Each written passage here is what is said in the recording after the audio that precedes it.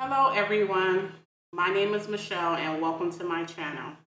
I recently joined the budgeting community and started my own hybrid cash envelope zero-based budgeting system in February. I watch a lot of great budgeters here on YouTube, so I decided to create this channel for many reasons. I have been interested in budgeting in the past and even bought planners and stickers and all that cute stuff, and guess what? Never used it. So I wanted to really buckle down and get my life right, okay? I have over $100,000 in debt, which includes student loans, of course. And then somehow in my mind, I thought it was going to magically disappear. I would manifest a windfall or it would be forgiven. Okay, what was I thinking? I'm like, Michelle, what planet are you living on, right? So what really motivated me and pushed me was recently I was looking to purchase land and building a custom home here in Florida. And because this rent inflation is bananas, right? So I pulled all three of my credit bureaus. My credit is great. Guess what? That debt to income ratio is out of control, a debacle. So I vowed to take control of my debt. So here I am. Okay, enough about me and let's get into this video. So today, as you can tell by the title, that we're going to start out by budgeting for the month of April. I bought this cute budget planner from Amazon. If I can find the link, I'll put it in the description box below. So I love the aesthetics and everything with this planner. So what we're gonna do, I'm going to start with the month of April. So that's the month of April that we're going to do budget. So as you see, this was a unnumbered budget planner, but I numbered it just for the purposes of knowing when bills would be due, the due date. So I just kind of did a mock of what it looks like for different dates things are due based on your pay date. So the one thing that I like about the planner is it does break down like the income, your fixed expenses, variables, but what it didn't have or what it lacked was the actual section for like the actual sinking funds and cash envelopes. So what I did is kind of created my own. So I'm definitely going to buy another one that kind of breaks down a little bit better. So for the monthly budget, so remember we're focusing on April. So we're in April now. So we're focusing on that. So what I decided to do was pre-fill out as much as possible so it can shorten the video so it won't be too long. And this is just a guide. I'm using a mixture of my bills but the numbers are different, and then just a mock income. So as you see, it's a monthly budget. For this month in April, God bless, we get paid 3 times this month. So I am a bi-weekly, I get paid bi-weekly, I should say. And so the first pay would be on April 1st. So I have a full-time job. And like I said, this isn't my real pay. It's a bit personal. So what I did was just come up with a mock. So $1,800 for April 1st, and then April 15th, $1,800, and then for the third one this month, April 29th. So like I said, we get paid 3 times a month. I am hourly, but my pay is pretty much the same. I work full-time, 40 hours from home. So that's why you see just the consistent of the pay amount. So then what I did was I listed just some general bills, again, between what I have and just a mock. I listed dates that they are due. So I just list them all for the month. So things you would list would be your mortgage or your rent, utilities, I just kind of lumped that together, cell phone, lawn care, and then some credit cards, car insurance, car payment, health and dental. So I just listed it based on the dates that they were due, and then the amounts. So for the income, the monthly income of April for the 3 pays, 1,800 totals, 3 times 5,400. So that's the total for the monthly. So then again, we have our bills and our amounts. So I just pre-filled some amounts, just kind of like a mock of what they would be. And so I listed the budgeted and it's the actual, because with these expenses, this category, basically you would, these are the bills that come due every month. So the thing about my budgeting, I kind of call it a hybrid, is because these expenses I leave in the bank. So I have them on auto pay or online bill pay. So for me, it's just easier to leave the money no matter when the due date is, just to leave it in the bank, because I also do a bi-weekly, and I'll show you all in another video. But I just leave the expenses, I leave them in the bank, because you also get discounts too if you set up things on auto pay. So for all of this, I will not pull out of the bank. So this totals, so for the utilities, the mortgage, rent, and all of that, it totals 2105. So if you subtract 5,400, so the monthly income that you receive, plus your expenses, your main bills, if you subtract that for the month from 2105, you end up with 3295. So like I said, I leave this amount in the bank. So what I do is you subtract your total income from your expenses, which is this total, and then it will leave you 3295, or for this example, this is what I will pull out of the bank to do my cash envelope stuffing. So now we're moving on.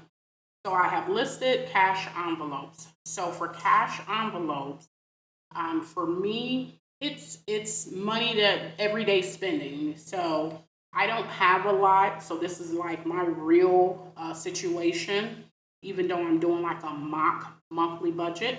So for me, it's just gas. And gas is not a lot because I work from home. I have groceries. Personal, for me, personal would be anything like body wash, anything that I have to take care of my daily self-care, I would say. Anything that I would need personally. And then household, for me, it would be like paper towels, garbage bags, any type of household, kitchen, cleaning products, anything for the house. So for me, that would be household. Some people, household would be for new bedding or linen or towels or anything like that. And I guess if I needed it, it would be for that too, okay? So we're using $32.95, so we're pulling that out of the bank and we have that in cash. So for the month, I will put in for groceries. Oh, sorry, this is gas. So gas will get $100, and that's for the total for the month. Groceries will get $300. Personal would get $40, and household would get $30. Now again, this is for the month. Again, even though we get paid, or I get paid bi-weekly, this is for the month, and the month of April, if I was getting paid the $5,400 total. Because again, I like to be organized and see my overall, especially because I pretty much know what my pay is going to be standard every pay. So I just like to be organized, and then I break it down to a bi-weekly. So if we total up the 100, 300, 40, 30, our total would be 470. Write that down here, okay? So if we take 470, from 3,295, we get And I'm just going to write here the difference, 2,825. Okay. So this is what we have left. So now the next category, so we're done with the cash envelopes for monthly. Now we're going to go into our sinking funds. And sinking funds is basically things that you save up for. It can be different. Everybody's sinking funds are different, and their goals and the time frame to achieve some of them to get to their goal is also different. So for me, these are truly my actual sinking funds, the ones that I am working on now. So I also divided it into most important or priority. So for me, because again, things happen, and when you're cash stuffing after your expenses are paid, you kind of look at it and see what's left. So if you have something that's coming up sooner than later, for me, it's easier to just prioritize my stuffing. So the most important is I do want to move. So that's priority just in case. So for me, just in case is / emergency. Month ahead. Month ahead is definitely important. You definitely want to try to save more than a month ahead. And that will be my goal once I get some of this debt paid. So I have month ahead, I have savings, and savings could be for anything, more of a long term. And I am going to open up a high yield savings account, and I'll talk about that in another video. And then debt, of course, is definitely a priority, and car maintenance. So even though I have a newer car, the insurance doesn't take care of, brakes and different other minor things. Then I have the other part of my sinking funds, new home. So that's where I talked about the rent and how I pulled my credit bureau. So the debt to income ratio. So I do want to start saving towards not going to be the down payment, but the closing costs, because the type of loan that I will apply for, USDA, it's zero down payment. And again, I can speak with that in another video. Helping others, so that can just mean anything, just blessing someone in the grocery line if they're short money, or just if someone is homeless, or even food banks and different homeless shelters in your area. So that's what I'm targeting. And then new car. So the car I'm in, I am leasing it. So I am looking to just buy a car cash out. So up front, just looking to buy in the near future. So I'm going to just put aside money now. And then fun day. So for me, fun day is just for me personally. Just I don't really do a lot. I don't go out eating and dining out and whatnot, but I do like to play scratch offs and lottery every now and then. And then, just treat myself to something fun. So I have a fun day envelope, special occasions. Special occasions can be anything, any birthdays, or just anything that's special that comes up, graduations. So that's what my special occasion envelope. And then, of course, we have Christmas. Now, Christmas, I'm not a big spender. I do have a adult child. She's 22. She'll be 23 in December.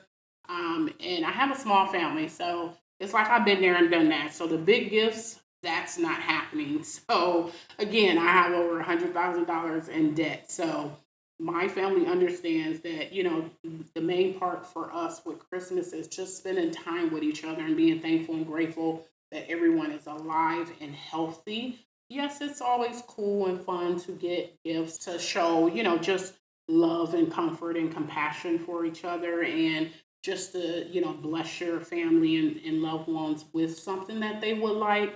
But again, for us, it's about just being together and eating good food and playing music and just spending family time. And then, like I said, throw a gift in there here and there. So again, my Christmas is not really big as far as the savings or funds I have to have. And then just for me. So just for me is just strictly just for me.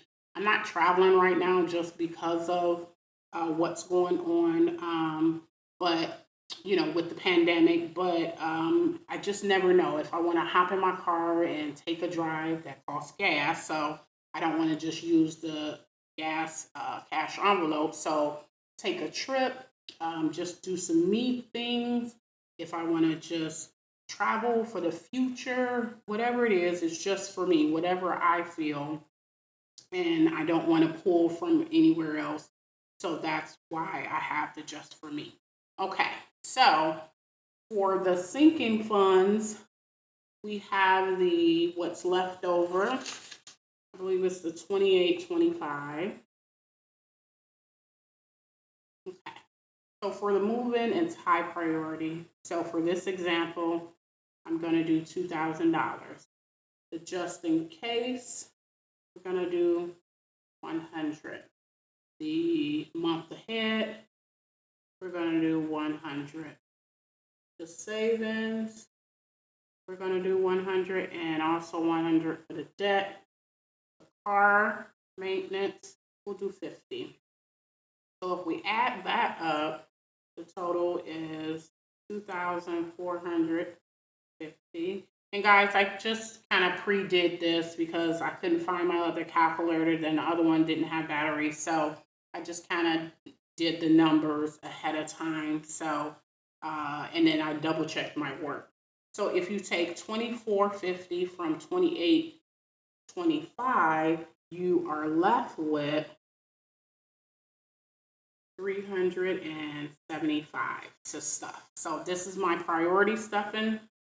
Sinking funds, I apologize. And so it came up to 2,450. This is what I have left for my secondary sinking funds. So for the new home, I will put 100, helping others, 25, new car, 100, fun day, 25, special occasions, 25, Christmas, 50, and just for me, 50.